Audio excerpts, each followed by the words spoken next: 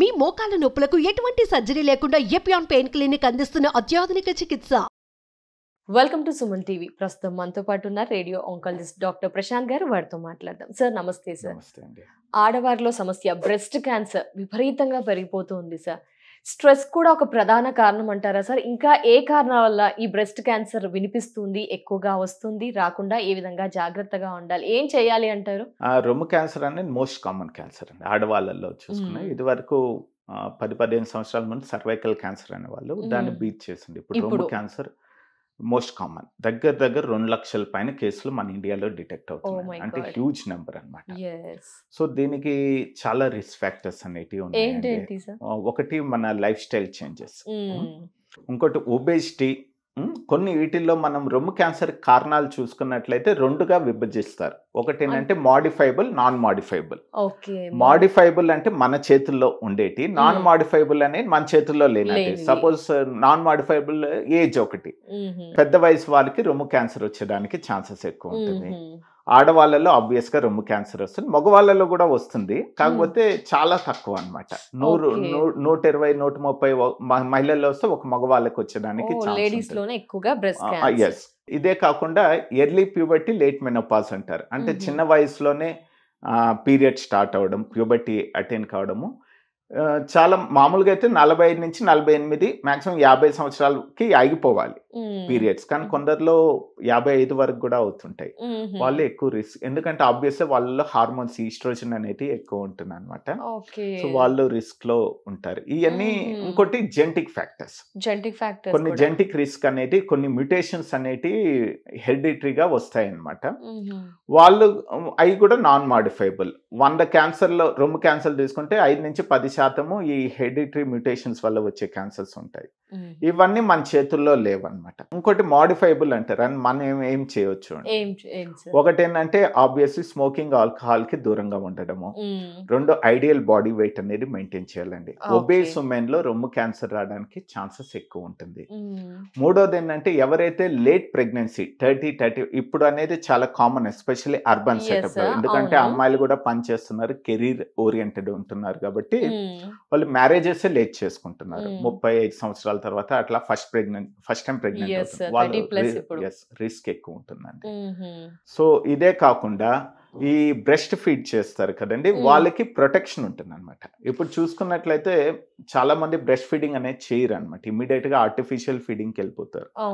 So ఎవరైతే breast feeding చేయరో వాళ్ళలో కూడా రిస్క్ అనేది ఎక్కువ ఉంటుంది. బ్రెస్ట్ ఫీడింగ్ బెటర్ అంటారా? బెటర్ తప్పకుండా. బేబీకే కాదు, మదర్ కి కూడా హెల్ప్ చేస్తుంది బ్రెస్ట్ ఫీడింగ్. క్యాన్సర్స్ రాకుండా కూడా, రొమ్ము క్యాన్సర్ రాకుండా చేస్తుంది అనమాట. So smoking, alcohol, ideal body weight, exercise. Stress కూడా ఒక రీజన్ అంటారా సార్? కొందరు అన్నారు స్ట్రెస్ వల్ల కూడా క్యాన్సర్స్ అని, అది ఎంతవరకు నిజం? అంటే ఒకటండి, స్ట్రెస్ అనేది జనరల్ గా డైరెక్ట్ గా క్యాన్సర్ అయితే రిస్క్ కాదండి. ఇండైరెక్ట్ గా ఎట్లా రిస్క్ అంటే, ఎవరిలో అయితే స్ట్రెస్ ఎక్కువ ఉంటుందో, ఇప్పుడైతే అందరికి స్ట్రెస్ అనేది కామన్ అయిపోయింది. ఎవరిలో అయితే స్ట్రెస్ ఎక్కువ ఉంటుందో వాళ్ళలో స్టీరాయిడ్స్ అనేది ఎక్కువ ఉంటాయి వాళ్ళ బాడీ. ఓకేనా?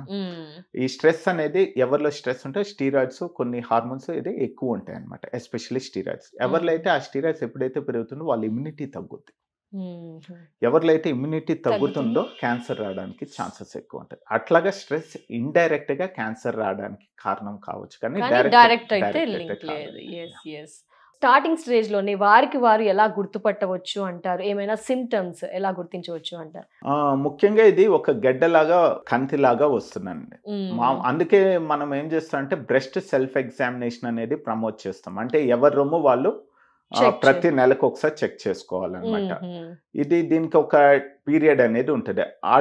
ఎవరైతే పీరియడ్స్ అవుతుంటాయో, మెన్సెస్ అయిన ఒక వారం రోజుల తర్వాత ఒక రోజు అనుకొని చేసుకోవాలండి. కనీసం 10-15 నిమిషాల పాటు స్పెండ్ చేయాలి. దానికి ఎగ్జాక్ట్ గా ఎట్లా చేయాలని చాలా యాప్స్ ఉన్నాయి. ఒక 10-15 మినిట్స్ కనీసము స్పెండ్ చేయాలి. ఎవరిలో అయితే పీరియడ్స్ అయిపోయి ఉంటాయో, పోస్ట్ మెనోపాజల్, వాళ్ళు నెలలో ఒక రోజు అనుకుని ఆ రోజు కంపల్సరీ చేసుకోవాలి. సో దీనివల్ల ఏంటంటే మనం వాళ్ళ ఆడవాళ్ళు డిటెక్ట్ చేసుకోండి, 2 రొమ్ములు సిమెట్రికల్ గా ఉన్నాయి ఉన్నాయా, అద్దం ముందు నిల్చొని, అంటే కొంచెం ఒక రొమ్ముతో పోల్చుకుంటే ఇంకో రొమ్ము పెద్దగా కానీ చిన్నగా కానీ ఒక సైడ్కి అట్లా ఏమైనా ఉందా, అదే కాకుండా ఎక్కడైనా కంతెల్లాగా తగులుతున్నాయా, రొమ్మే కాకుండా సంకలో కూడా ఏమైనా గడ్డల్లాగా ఉన్నాయో చూసుకోవాలి. అదే కాకుండా నిప్పుల నుంచి ఏమైనా డిశ్చార్జ్ వస్తుందా, రక్తం కానీ ఏదన్నా డిశ్చార్జ్ వస్తుందా, ఏమన్నా స్కిన్ లో ఏమైనా మైనర్ చేంజెస్ ఉన్నాయా, స్కిన్ లో పీడీ ఆరెంజ్ అంటారు, అంటే మన ఆరెంజ్ స్కిన్ ఉంటది కదండి, ఒక్కోసారి అట్లా చేంజెస్ ఏమైనా ఉన్నాయా. ఈ ఎట్లాగంటే ఎప్పుడైతే ఏ ఉమెన్ అయితే ప్రతి నెల రెగ్యులర్ గా చేస్తుంటారో చిన్న చేంజ్ ఉన్నా కూడా వాళ్ళు పట్టేస్తారు, ఎందుకంటే వాళ్ళు ఈజీగా గుర్తుపెట్టేస్తారు. సో ఎప్పుడైతే ఏదన్నా తేడా ఉందనుకోండి ఇమ్మీడియట్ గా వాళ్ళు డాక్టర్ దగ్గరికి వెళ్ళినట్లయితే ఇది ఫస్ట్ గానే మొదటి స్టేజ్లోనే మనము డిటెక్ట్ చేయవచ్చు. ఇదే కాకుండా మెమోగ్రామ్ అనేది రెగ్యులర్ గా చేసుకోవాలండి. 40 సంవత్సరాలు దాటిన మహిళలు ఐడియల్ గా అయితే సంవత్సరానికి ఒకసారి అంటారు, ప్రాక్టికల్ గా లేదు మీరు ఎక్కడో రూరల్లో ఉన్నారు అందుబాటులో లేదు, కనీసం 2-3 సంవత్సరాలకు ఒకసారి అన్నా చేసుకోండి. ఇదేంటంటే సింపుల్ ఎక్స్రే అండి, దాంట్లో వచ్చే ఎక్స్రే చాలా తక్కువ డోసు, ఎక్స్రే ఏదో రేడియేషన్ అని భయపడాల్సిన అవసరం లేదు. అది దాంట్లో ఏంటంటే మనకి చేతికి తగలనాటి గడ్డలు కూడా మెమోలో తెలిసిపోతాయి. ఇయర్లీ వన్స్ చేసుకోగలిగితే చాలా మంచిదండి. కొందరైతే హై రిస్క్ ఫీచర్ ఉంటాయన్నమాట, ఎందుకంటే స్ట్రాంగ్ ఫ్యామిలీ హిస్టరీ ఉంటుంది, వాళ్ళైతే 30 సంవత్సరాల నుంచే చేసుకోవాలి. అది స్క్రీనింగ్ ప్రక్రియ అనేది చేసుకోవాలి. ఆ వయసులో మనం ఫస్ట్ అల్ట్రాసౌండే ఎక్కువ ప్రిఫర్ చేస్తాం అనమాట మ్యామోగ్రామ్ కన్నా. ఇవే కాకుండా రెగ్యులర్గా డాక్టర్ దగ్గరికి వెళ్ళి టెస్ట్ చేసుకోవాలంటారు, కనీసం 2-3 సంవత్సరాలకి డాక్టర్ ఒక గైనకాలజిస్ట్ దగ్గరికి వెళ్ళి బ్రెస్ట్ అది, ఎందుకంటే యాజ్ పార్ట్ ఆఫ్ ప్రోటోకాల్ ఏంటంటే ప్రతి ఒక్కరు లేడీ డాక్టర్ ఎగ్జామిన్ చేస్తారనమాట. సో ఈ 3 అనేటివి ఫాలో అయినట్లయితే ఏంటంటే మనం ఫస్ట్ స్టేజ్లోనే గుర్తించవచ్చు. ఆబ్వియస్గా ఫస్ట్ స్టేజ్లో మనం డిటెక్ట్ చేయగలిగిన 95% క్యూర్ అయ్యే ఛాన్సెస్ ఉంటుంది. ఎస్ సార్, మరి ప్రస్తుత కాలంలో కేసెస్ పెరిగాయి కాబట్టి బయట ట్రీట్మెంట్ ఏ విధంగా ఉంది సార్, లేటెస్ట్గా ఏం వచ్చాయి, టోటల్ గా క్యూర్ చేసే కెపాసిటీ అంతా ఉంది అంటారా ఈ బ్రెస్ట్ క్యాన్సర్స్ కి సంబంధించి? ఆ డీటెయిల్స్ ఒకసారి సార్. డెఫినెట్ గా క్యూర్ చేసుకోవచ్చు అండి. ఫస్ట్ సెకండ్ స్టేజ్ లో అయితే క్యూర్ అయ్యేదానికి ఛాన్సెస్ చాలా బాగుంటాయి. పాత రోజుల్లో అయితే రొమ్ము క్యాన్సర్ లో రొమ్ము అంతా తీసేసేవాళ్ళు, ఇప్పుడు అవసరం లేదండి. బ్రెస్ట్ బీసీఎస్ అంటారు, బ్రెస్ట్ కన్జర్వేటివ్ సర్జరీ అంటారు, ఆ గడ్డ చుట్టూ కొంచెం భాగం తీస్తే సరిపోతుంది. ఒక్కోసారి మంచి రీకన్స్ట్రక్షన్ పద్ధతులు కూడా వచ్చాయి అనమాట ప్లాస్టిక్. సో కాబట్టి ఆ రొమ్ము మనకి ఆల్మోస్ట్ తీయాల్సిన అవసరం లేదు, రెండో నార్మల్ రొమ్ము లాగే ఇది కూడా ఉంటుంది, సో అవసరం కూడా లేదు. ఒక పాతకాలంలో అయితే సంకలో మొత్తం ఆ లింఫ్ నోడ్స్ అన్ని తీసేవాళ్ళు, దానివల్ల కొన్ని సైడ్ ఎఫెక్ట్స్ వచ్చాయి అనమాట, చేతి వాపు ఇవన్నీ వచ్చేటి. ఇప్పుడు ఆ అవసరం కూడా లేకుండా సెంటినల్ లింఫ్ నోడ్ బ్యాబ్స్ అనే ప్రక్రియ ఉంది, మొత్తం తీయకుండా ఒక్కటి మటుకు తీసి టెస్ట్ కి పంపిస్తారు, అందులో ఉంది అంటేనే అప్పుడు ప్రొసీడ్ అవుతారు అనమాట. సో అన్నెసరీగా తీయాల్సిన అవసరం లేదు. ఇది స్టేజ్ లో అయినా అవుతుందా సార్? ఎర్లీలో. ఇదే కాకుండా మనకి సిస్టమిక్ ట్రీట్మెంట్లో కూడా మంచి పద్ధతులు వచ్చాయి. కీమోథెరపీయే కాకుండా టార్గెటెడ్ థెరపీస్ అనేవి అందుబాటులో వచ్చాయి అనమాట. ఈ బయాప్సీలోనే మనం కొన్ని మార్కర్స్ చేస్తాము, కొన్ని టార్గెటెడ్ ఏదైతే ఉన్నాయో మ్యూటేషన్స్ కానీ ఇవన్నీ ముందుగానే డిటెక్ట్ చేస్తాం అనమాట, దాన్ని టార్గెట్ చేయడం జరుగుతుంది. దీనివల్ల ఏంటంటే సైడ్ ఎఫెక్ట్స్ చాలా తక్కువ ఉంటాయి, ప్లస్ ప్రోగ్నోసిస్ కూడా, అంటే దాని ఎఫెక్ట్ కూడా చాలా బాగుంటుంది అనమాట. సర్వైవల్ పరంగా కానీ క్యూర్ అయ్యే ఛాన్సెస్ ఎక్కువ, డెఫినెట్ డ్రాస్టిక్గా పెంచుతుంది, ప్లస్ సైడ్ ఎఫెక్ట్స్ కూడా తక్కువ ఉంటాయి.